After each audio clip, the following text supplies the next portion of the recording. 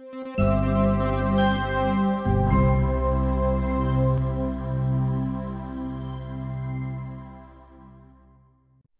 RISAFloor, you can design wood diaphragms. So in this structure, I just built a simple one-story model so we can demonstrate this. This is a hotel type structure, and you'll notice that you have wood shear walls along the edges, and we've got a corridor here. And to add these diaphragms here, the way you do it is you'll be clicking on editing here and adding this wood diaphragm regions. So clicking inside of that, you can choose a design rule. I'll hit that in a second. But in order to draw it, you just need to draw this from corner to corner, just a rectangular shape. The outer edges of that shape need to be lateral elements, so lateral beams or walls. And then it will allow you to draw that out of any shape rectangular here. I've drawn in the rest already. I'm going to right click and drop that. So the diaphragms are listed by rule here. It's a diaphragm tab.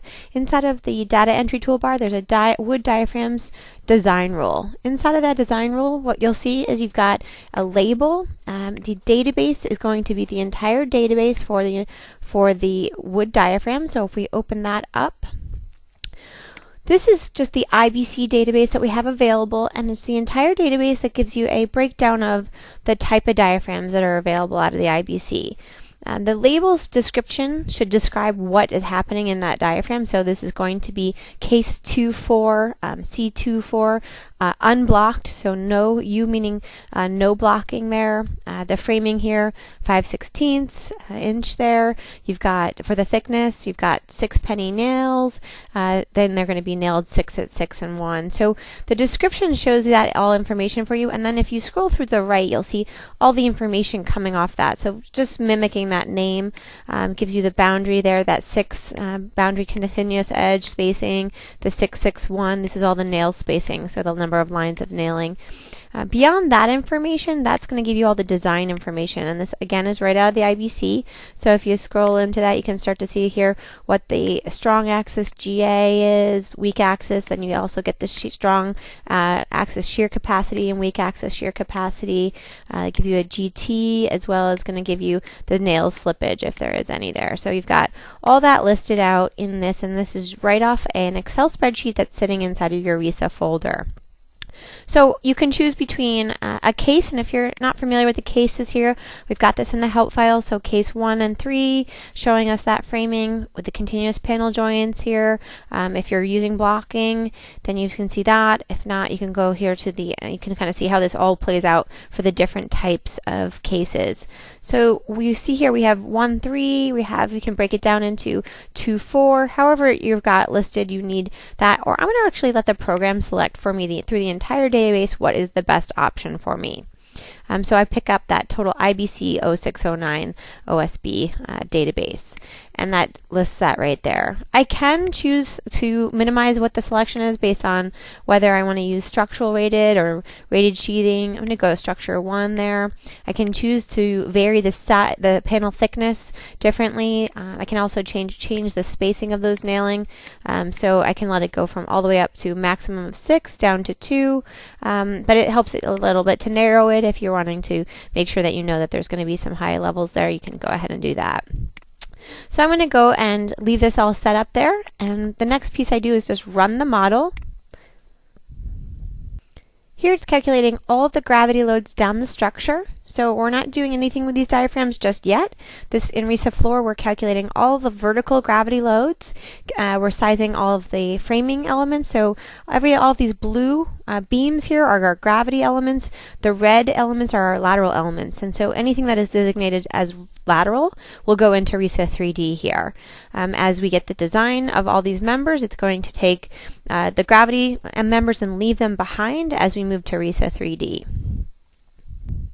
With the solution finished, we can turn off the display quickly just to see the rest of the structure below that. So we see that we have all of our framing designed with the different sizes. And then what we can do is just use the director button, which is the top right corner, to go over to RISA 3D. So moving to RISA 3D, this is where we apply our wind load. The program will calculate this. Now for the diaphragm design on wood here, what we're doing, this is specifically for flexible diaphragms. So we've got this defined as a flexible diaphragm, and we tell the program the wind speed we're using, and then we can go ahead and say OK.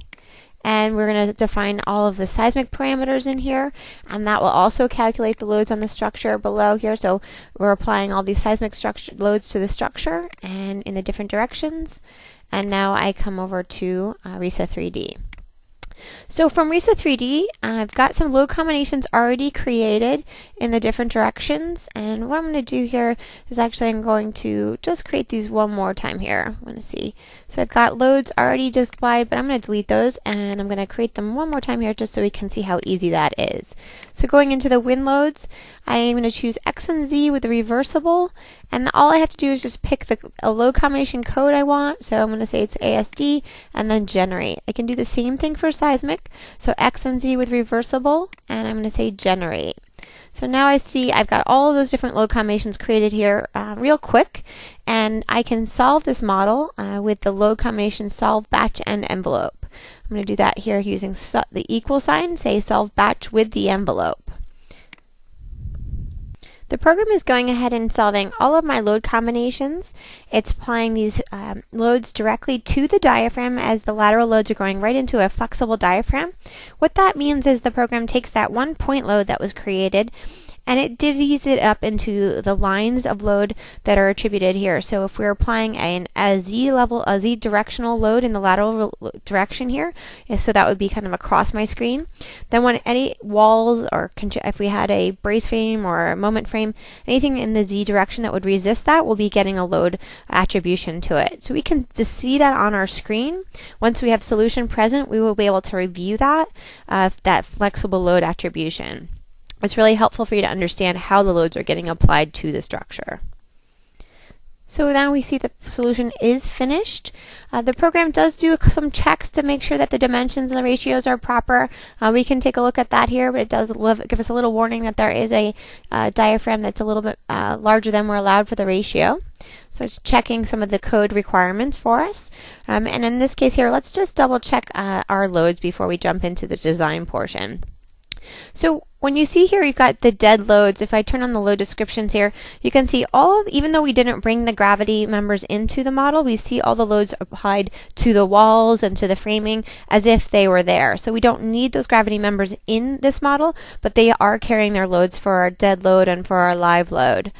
What else we can do is we can look at the wind load in the X direction. Now, this is a point load that's getting applied per each diaphragm. So we do have a separation here in the middle. We have an expansion joint of some sort in the middle. So we have two separate diaphragms, and there's loads applied to each diaphragm. And that's as if it's just one point load. But we know this is a flexible diaphragm, so there really isn't any stiffness there for that one point load to go into. So what happens is that WLX gets converted into a transient area load. So instead of that one point load, it then distributes into a line load. And as I mentioned, so anything in that direction that will help resist that load, it distributes to based on its tributary area. So we see that one point load gets converted into those line loads. If we look at the wind load in the Z direction, those are also point loads, and then they get created as transient area loads in the other direction, showing us those loads right there. So this is a way for you to understand and kind of zoom in and see what loads got attributed to each member and into each wall so that you can verify your loading.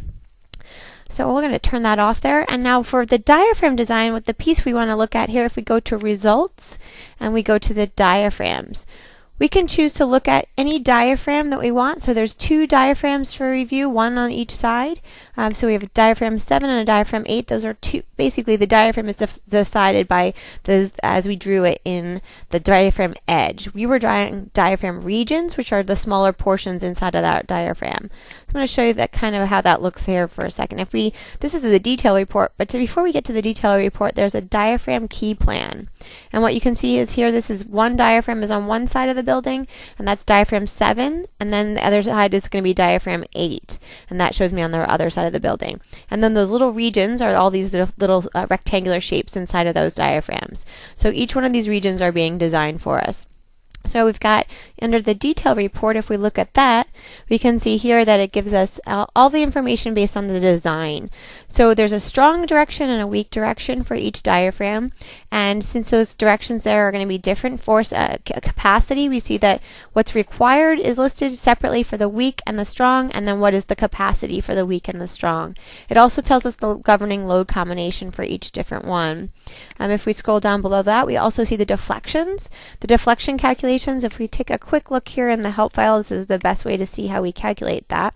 So we take the flexural component and we'll find all of this is the calculation here for finding that flexural component of the deflection. And if we look at the shear component, this is a calculation for that shear component. And you'll recognize some of these variables here. GA was coming out of our database for our diaphragm region we saw prior in RISAFloor. So we've got that calculation. It calculates all of it and gives you a total deflection in each direction, weak and strong. Then it breaks it down into the chord summary, so it's going to give you a tension and compression on each side, the weak and the strong.